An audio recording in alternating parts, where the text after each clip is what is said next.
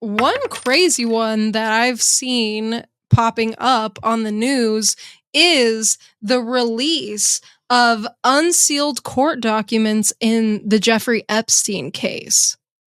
Yeah, I Remember have seen that floating around. The book of names, his little black book? Yeah. Well, yeah. that's not what's actually being released. It is the court documents, it's depositions, it's affidavits, it's all, interviews, all kinds of things. And we're seeing names mentioned here. And what we have right now, we're recording January 6th of 2024, isn't even everything. There's going to be hundreds more released in the coming days. Is there really a black book? No, I don't think so. Because that's just like it's the court documents. I don't think there's legit like a black book of names. Okay, yeah, that's what I'm trying to come up with is like, okay, maybe there's not a literal black book, but is there a black book of names? Meaning, is there a list of names that they have confirmation that was being used or partnered with Jeffrey Epstein? In his illegal, or just the flight manifest? They have the flight manifest, and we have mentions of names throughout this from victims, from Ghislaine, from various people. Jeffrey himself, like there was an email that mentioned Michael Jackson about one of the victims' claims about Michael Jackson, or no, was it Michael Jackson? I think it might have been Michael Jackson. I don't know. We should probably triple check that one, though. No, Michael Jackson absolutely was mentioned. And also, one of the victims met him at Jeffrey's, I think it's Palm Beach house. So he has been mentioned in this. I know that for a fact. But there was one claim in an email I thought it was about Michael Jackson. I was watching that on a show earlier, talking about like, or no. That was Stephen Hawking. My bad. Because that was one that was really strange. That is the only mention of Stephen Hawking that I've seen. And in the email, it was an email from, I believe, Jeffrey to Ghislaine talking about proving one of the victim's statements that was untrue about Stephen Hawking being involved in like an underage orgy. Okay. So I don't know if there's any. The thing is that all these names mentioned in these court documents, there's very few that we have like evidence that they actually did anything. Okay. And that's what I was wondering, is because with how politicized this topic is, it is going to be everything to make sure that, as this information continues to unfold, that we stay as objective as possible with this situation, to where I personally don't believe anything unless I can literally physically see the evidence, like this idea of a black book. Okay. Well, he was a businessman, you know what I mean? And I'm not making excuses, because I think Jeffrey Epstein is disgusting, and I have seen enough evidence to know he's disgusting. But did every single person he associated himself with have something to do with his disgusting darkness that we've seen through the last decades? You know what I mean? Yeah, and I don't think so. Right. No. I don't think there's evidence of that. But I would love to see real evidence of the people that have been associated with him during those times that he had that, the victims with him and things like that, because those would be people I'd definitely be looking into. Yeah, and Michael Jackson and Stephen Hawking, those are two of the biggest names that were mentioned. And like Naomi Campbell is mentioned at one point. She claimed that she had no idea what was going on in Epstein's personal life or his illegal, extracurricular activities. And I Which think makes sense. For most famous people that knew him, I would say that's probably the case. But I think the public has the right to this information, because it is a red flag if they were associated with him.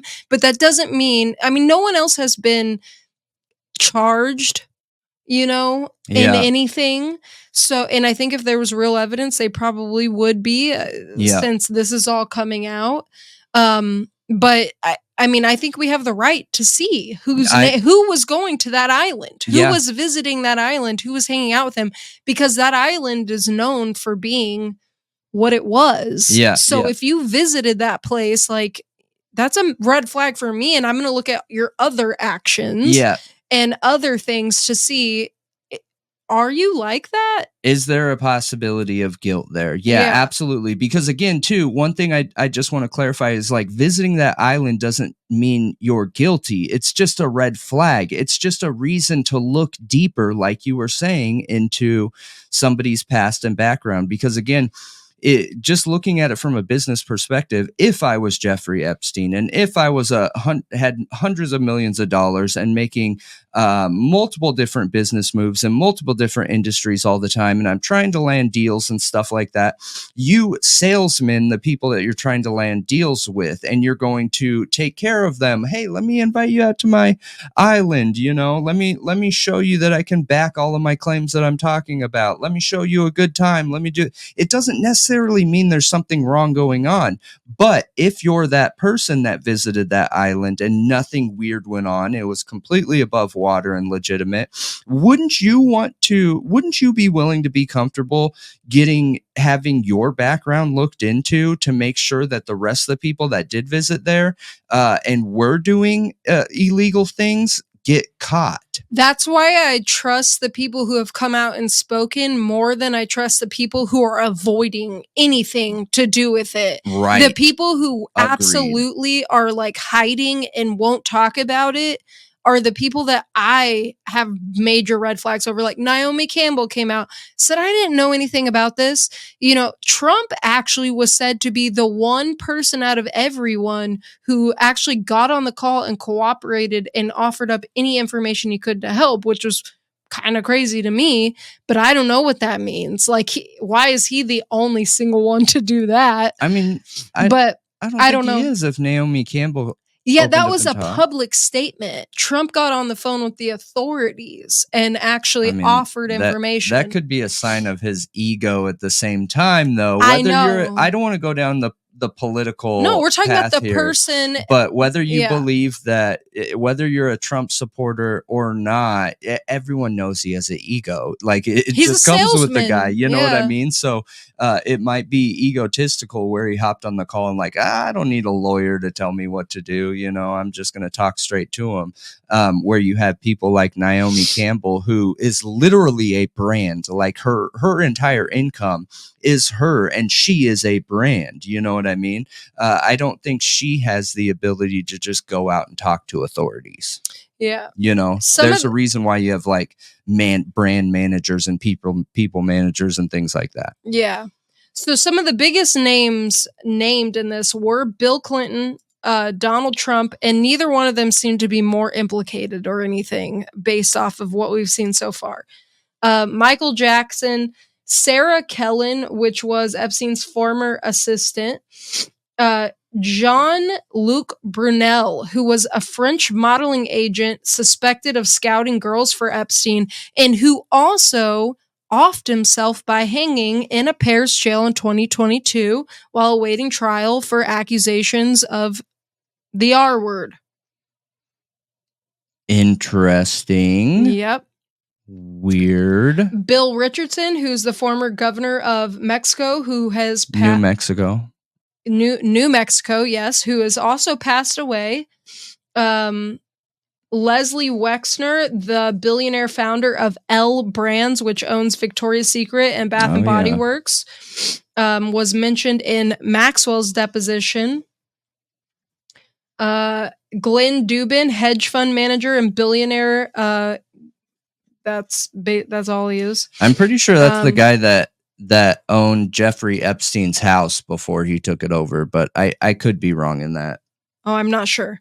Alan Dershowitz, his lawyer, which is Epstein's lawyer.